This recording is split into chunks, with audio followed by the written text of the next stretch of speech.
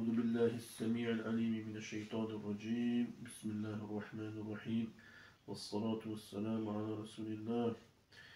Au nom d'Allah, le tout miséricordieux, le très miséricordieux. Bismillah ar-Rahman ar-Rahim. Assalamu alaikum wa rahmatullahi ta'ala wa barakatuh. Aujourd'hui, nous voyons la 28e leçon de As-Salat wa Zakat. Que Allah subhanahu wa ta'ala nous accepte et qu'il nous donne la bonne compréhension. Chers frères et sœurs en islam, nous vous saluons avec la meilleure des salutations, qui est la salutation de l'islam. Assalamu alaikum wa rahmatullahi ta'ala wa barakatuh. Après avoir remercié Allah subhanahu wa ta'ala et fait les louanges d'Allah subhanahu wa ta'ala et prié sur notre noble prophète Muhammad ibn Abdullah sallallahu alayhi wa sallam, nous sommes avec vous aujourd'hui pour la 28e leçon de Salat wa Zakat. Nous disons que l'esclave d'Allah doit craindre son maître qui est Allah subhanahu wa ta'ala, dans le visible comme dans l'invisible. Nous demandons la paix sur le prophète Muhammad sallallahu alayhi wa sallam, qui est celui qui va intercéder pour nous au jour de la résurrection. Que Allah lui accorde la paix, à lui, à sa famille, à ses compagnons, Abu Bakr, Siddiq, Umar ibn al-Khattab, Uthman ibn Affan, Ali ibn Abi Talib et tous ceux qui le suivent jusqu'au jour de la résurrection. Autrefois, nous avions parlé dans la sourate Al-An'am, وَمَا قَدَرُ اللَّهَ حَقَّ قَدْرِهِ. Ils n'ont pas estimé Allah à sa juste valeur. Allah est celui qui accepte le repentir. Si nous faisons le repentir sincère envers Allah subhanahu wa ta'ala.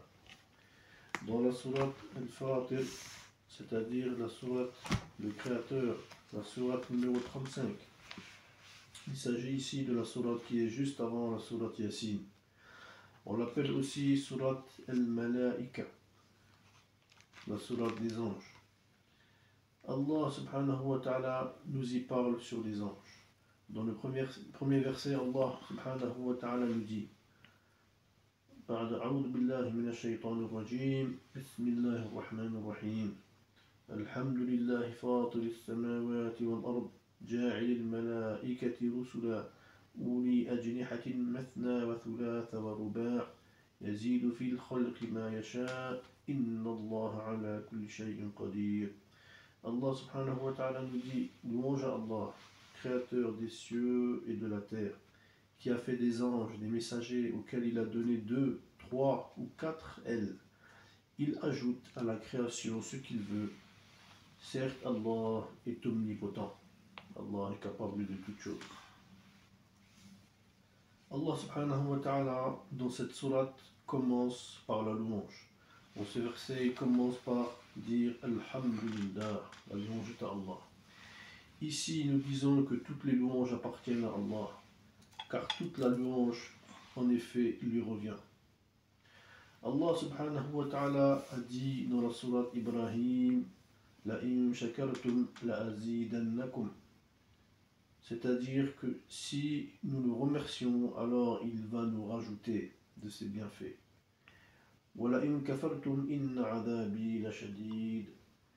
Par contre, si nous sommes ingrats, si vous êtes ingrat envers moi, alors sachez que mon châtiment est douloureux. Donc Allah Ta'ala a débuté la sourate Fatir avec la louange. Et c'est lui qui a créé les cieux et la terre. Qui peut créer cela à part lui? C'est celui Allah Subhanahu wa Ta'ala qui est capable de le faire. Donc toutes les louanges appartiennent à lui seul. Donc un être humain ne doit pas louer autre que Allah subhanahu wa ta'ala.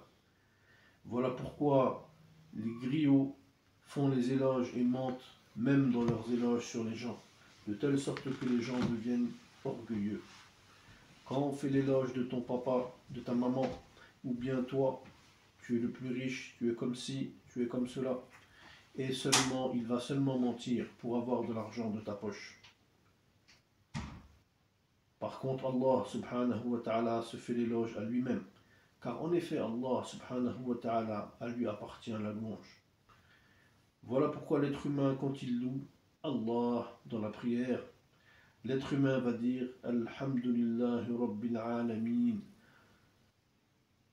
lorsqu'il va dire cela, c'est-à-dire la louange à Allah, Alhamdulillahi Rabbil Alamin, le Seigneur des univers, Allah subhanahu wa ta'ala va lui répondre Hamadani abdi. Allah ta'ala va dire mon serviteur, mon esclave m'a loué. Puis quand on dit Ar-Rahman Ar-Rahim, Allah subhanahu wa ta'ala nous dit Thana alayya abdi, mon serviteur m'a reconnu. Puis quand nous disons Maliki Yawmiddin, Allah subhanahu wa ta'ala nous dit Majadani abdi, il a reconnu son existence. Quand il dit Iyyaka na'budu wa iyyaka nasta'in, il dit Hada bayni wa bayna abdi, cela est entre moi et mon esclave. Wali abdi ma sa'al, et il aura ce qu'il m'a demandé. Voilà pourquoi on dit que lorsque l'être humain loue Allah subhanahu wa ta'ala, Allah ta'ala dit aux anges, voilà, regardez, vous avez dit l'être humain il va causer du tort sur la terre, pourquoi créer l'être humain et en faire ton lieutenant sur terre alors que nous t'adorons et nous te purifions et te glorifions? Mais Allah subhanahu wa ta'ala leur montre la preuve qu'ils sont là, ils sont sur la terre et ils adorent Allah subhanahu wa ta'ala et louent Allah subhanahu wa ta'ala et demandent la miséricorde d'Allah subhanahu wa ta'ala et demandent le pardon d'Allah subhanahu wa ta'ala. Donc Allah sait ce que nous ne savons pas. Et Allah ta'ala est loué parmi ses créatures. Donc dans le premier verset où Allah subhanahu wa ta'ala nous dit dans cette sourate Fatir, Alhamdulillah fatir as-samawati wal-ardi ja'il al-malaikati rusula uli ajnihatin mathna wa thulatha wa ruba' yazidu fil khalqi ma yasha' inna Allah ala kulli shay'in qadir. Allah subhanahu wa ta'ala nous dit ici dans ce verset ja'il al-malaikati rusula uli ajniha. Allah ta'ala nous dit Ja'ilul malaika, c'est lui qui a créé. Ja'ilu, c'est comme khaliqu, c'est-à-dire qu'il a créé les anges. Donc Allah ta'ala a créé les anges et il les a mis messagers, rusula. Et Allah ta'ala leur a donné des ailes. On peut dire ici aussi dans le tafsir, c'est-à-dire dans l'exégèse, Allah ta'ala a créé les anges. Donc, Ja'ilul malaika uli ajnihatin rusula, c'est-à-dire que Allah subhanahu wa ta'ala a créé les anges.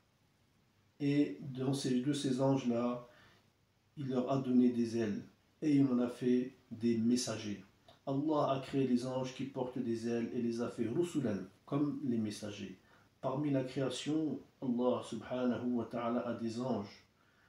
Il a créé des anges avec 2 ailes, d'autres avec 3 ailes, et d'autres avec 4 ailes, comme Allah ta'ala dit dans le verset.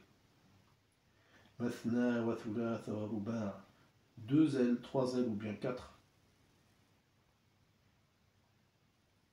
Mais parmi la création, Allah ta'ala a créé Jibril, alayhi salam, avec 600 ailes. Jibril, l'ange Jibril, a 300 ailes à sa droite et 300 ailes à sa gauche. Et Allah subhanahu wa ta'ala augmente sur sa création ce qu'il veut. Il augmente le nombre des ailes à ses anges comme il veut. Il y a des anges qui ont plus que Jibril. Allah, il augmente comme il veut. Et Allah ta'ala nous dit dans ce même verset Yazidu fil khalqi ma yasha. Allah, il peut rajouter comme il veut. Jibril a 600 ailes. Il y en a qui peuvent avoir 900. Jibril est le chef des anges. Et il est Malaika Wahi, l'ange chargé de la révélation. Depuis la mort du prophète sallallahu alayhi wa sallam, l'ange Jibril alayhi salam ne vient plus sur terre, sauf chaque Laylatul Qadr. Allah Ta'ala dit à la fin du verset Inna Allah ala kulli shay'in qadir. Allah fait sa création comme il veut et il est capable de toutes choses.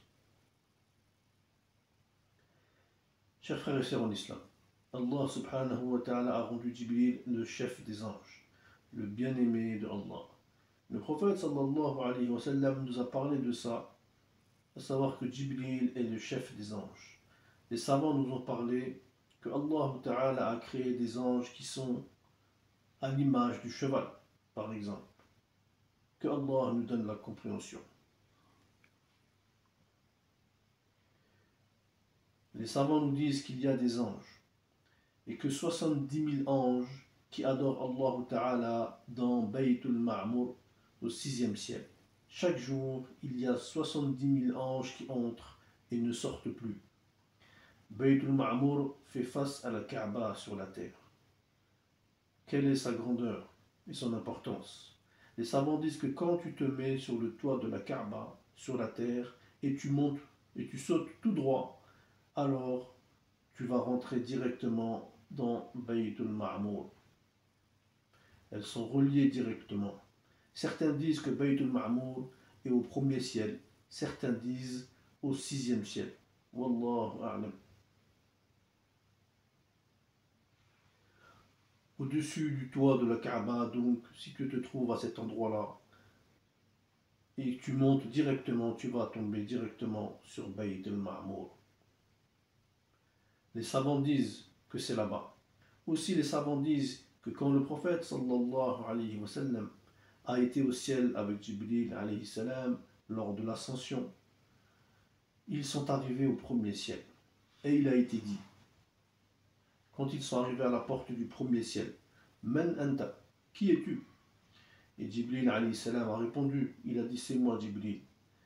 Wa man ma'ak, on lui a demandé et qui est avec toi? Et il a dit je suis avec Muhammad le bien-aimé d'Allah. Il a été dit est-ce qu'il a été autorisé? C'est-à-dire autorisé à accéder à cet endroit, à rentrer, à monter. Il a dit oui, il a été autorisé par Allah Ta'ala. Donc la porte lui a été ouverte. Allahu Akbar. Donc ici nous voyons que personne ne peut accéder au ciel sans l'autorisation de Allah subhanahu wa ta'ala. Les portes du ciel se trouvent au-dessus de la Palestine. Bayt al-Maqdis, la mosquée de la Palestine. Voilà pourquoi le prophète sallallahu alayhi wa sallam a été là-bas avant de monter au ciel, au niveau de la mosquée Al-Aqsa. Tout un chacun peut aller dans les nuages lorsqu'il prend l'avion, mais aller dans le ciel, c'est autre chose. Personne ne peut aller dans le ciel. Le prophète sallallahu alayhi wa sallam dit que Allah Ta'ala a créé le 1er ciel avec de l'argent blanc, le 2e ciel avec de l'or, et ainsi de suite, 3e, 4e jusqu'au 7e ciel. Même les astronautes que nous voyons ne vont pas dans le ciel. Ils ne peuvent pas aller dans le ciel, car le ciel, on ne peut pas y accéder sans autorisation de Allah subhanahu wa ta'ala, comme nous l'avons vu. Ils peuvent monter et aller sur la lune, comme ils disent, mais la lune se trouve entre la terre et le ciel. Donc ils n'ont pas été jusqu'au ciel. Donc nous disons qu'il y a des savants qui disent que Bayt al-Ma'mur est au 7e, ou bien au 6e, ou bien au 1er ciel. On peut trouver toutes ces paroles.